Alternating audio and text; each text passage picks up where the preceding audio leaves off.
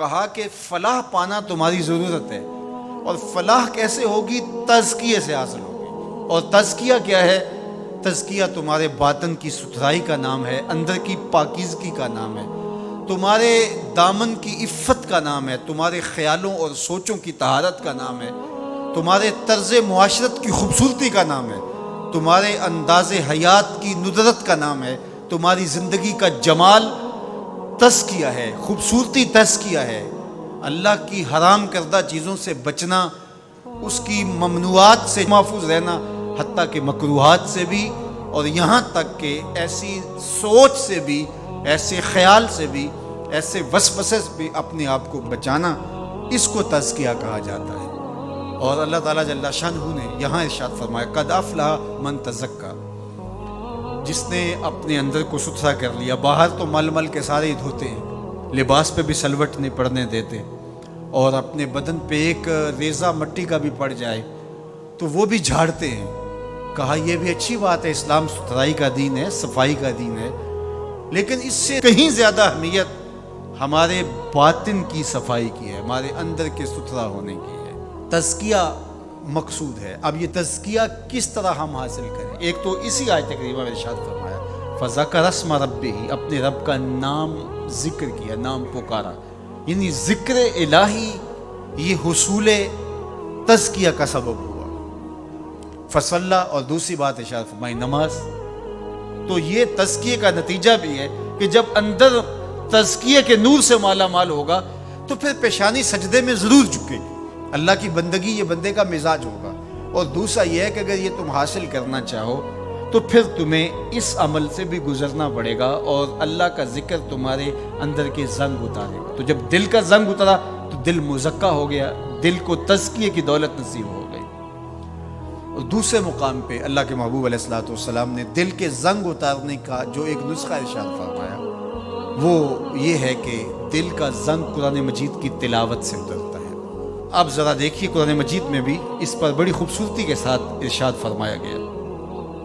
حضرت ابراہیم علیہ السلام کی جو دعا ہے ربنا وابعث فیہم رسولا، ابراہیم علیہ السلام اللہ کے گھر کی تعمیر کر چکنے کے بعد عرض گزار ہوتے ہیں کہ مالک تیرے گھر کی تعمیر کی، یقیناً تو اس کا بہتر صلہ عطا فرمائے گا، تو اپنی جناب سے جو اجر اور صلہ عطا فرمانا چاہتا ہے اس میں سے میری چاہت یہ ہے کہ تو وہ رسول برحق مبعوث کر دے جو ان پر تیری آیات کی تلاوت کرے۔ اور اس دعا کا ذکر اللہ تعالیٰ نے قرآن مجید میں کیا، اور جس مقام پہ دعا کی اس مقام کو بھی محفوظ رکھا۔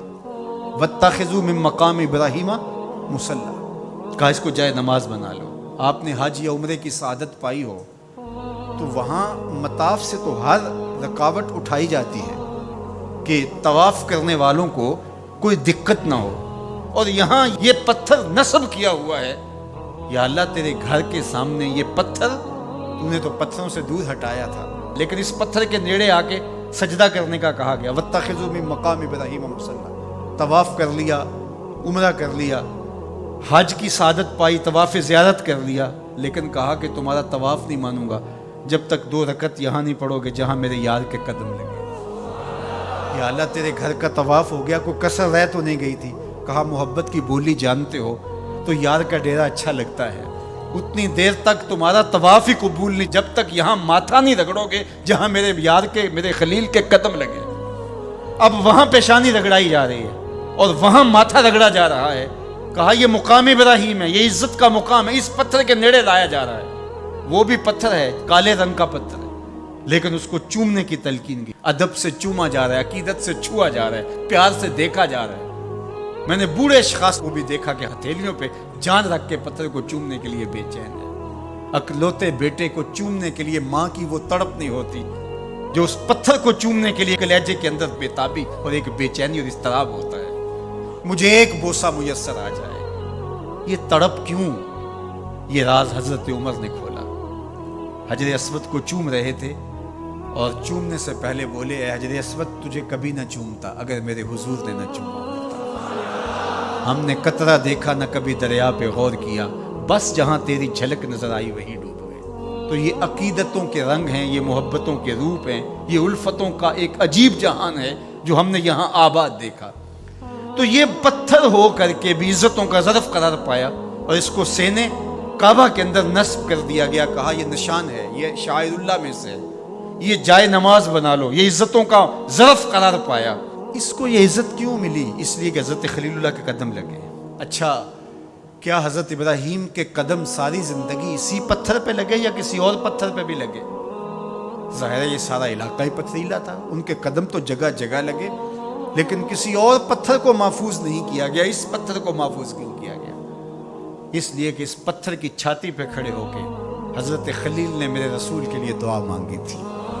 جہاں حضور کا ذکر ہوا وہ پتھر بھی نشان بن گیا اور موجود رہا.